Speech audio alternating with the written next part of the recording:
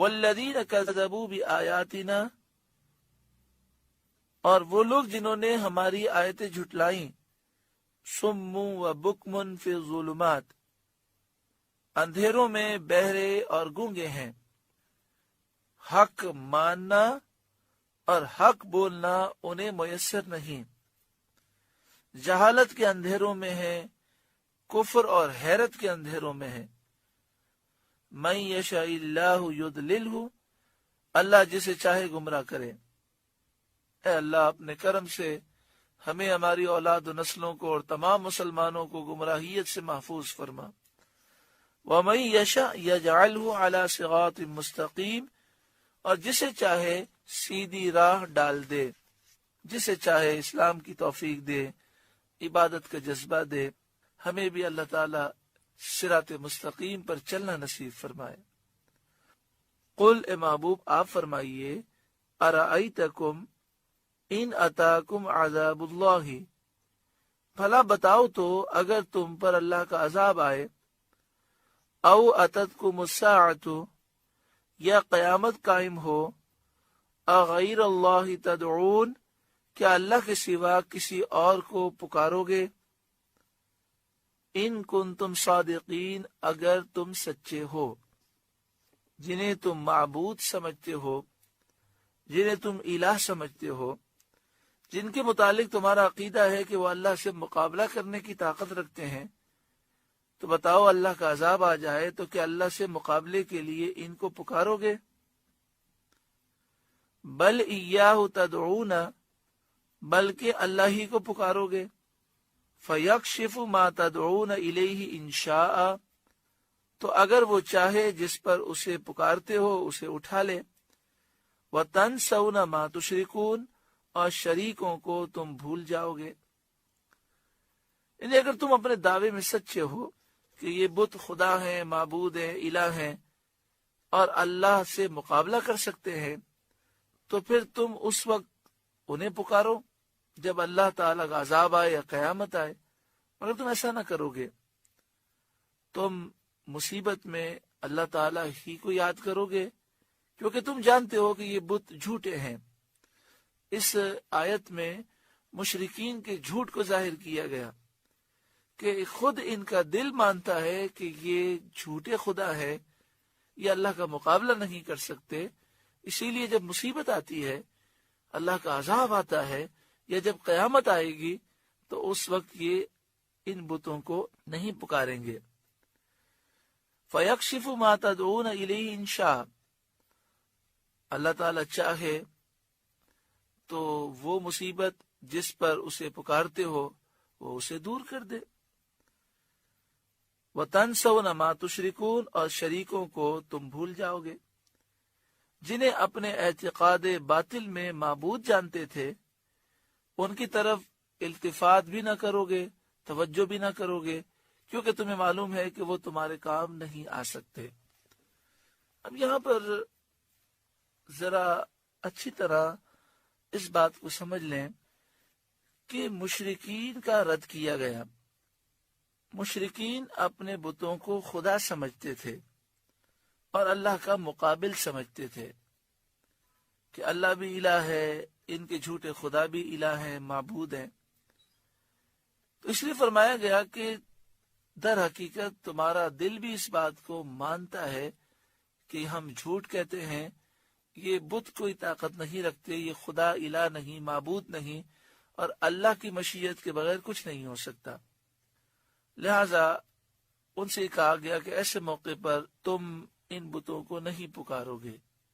جہاں تک شفاعت کا تعلق ہے کہ صالحین شفاعت کریں گے، یہ عقیدہ قرآن پاک سے بھی ثابت ہے اور احادیث طیبہ سے بھی ثابت ہے۔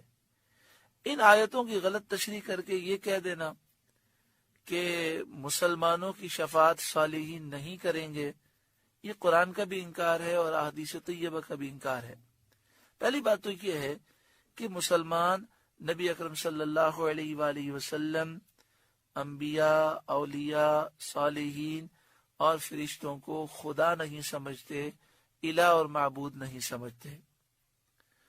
وہ یہ سمجھتے ہیں کہ یہ اللہ کی دربار میں مقبول ہیں اور یہ اللہ تعالیٰ کے حکم سے، اذن سے، اس کی مشیت سے شفاعت کریں گے، اور اللہ کی مشیت یہ ہے کہ وہ ان کی شفاعت پر رحمت فرمائے گا، اور یہ اللہ ہی کا حکم ہے۔ اس لیے کل بروز قیامت ساری مخلوق نبی اکرم صلی اللہ علیہ وآلہ وسلم کی بارگاہ میں حاضر ہوگی، اور حضور شفاعت کریں گے، شفاعت کبریٰ کا دروازہ آپ کھولیں گے، اور اسی سے ساری مخلوق کی مصیبت دور ہوگی۔ یہ بخاری شریف، مسلم اور دیگر احادیث کی کتابوں سے ثابت ہے۔ اس کا انکار کرنے والا گمراہ ہے، بے دین ہے۔ تو اس لیے ان آیتوں کو بنیاد بنا کر ان حدیثوں کو اور قرآن کی ان آیتوں کو رد کرنا جس میں شفاعت کا ذکر ہے۔ دوسری بات یہ کہ مشرکین یہ عقیدہ رکھتے تھے کہ ہمارے بت اللہ کا مقابلہ کر سکتے ہیں، اور مسلمانوں کا یہ عقیدہ ہے کہ صالحین اللہ کی بارگاہ میں عرض کریں گے تو اللہ ان کے طفیل کرم فرما دے گا۔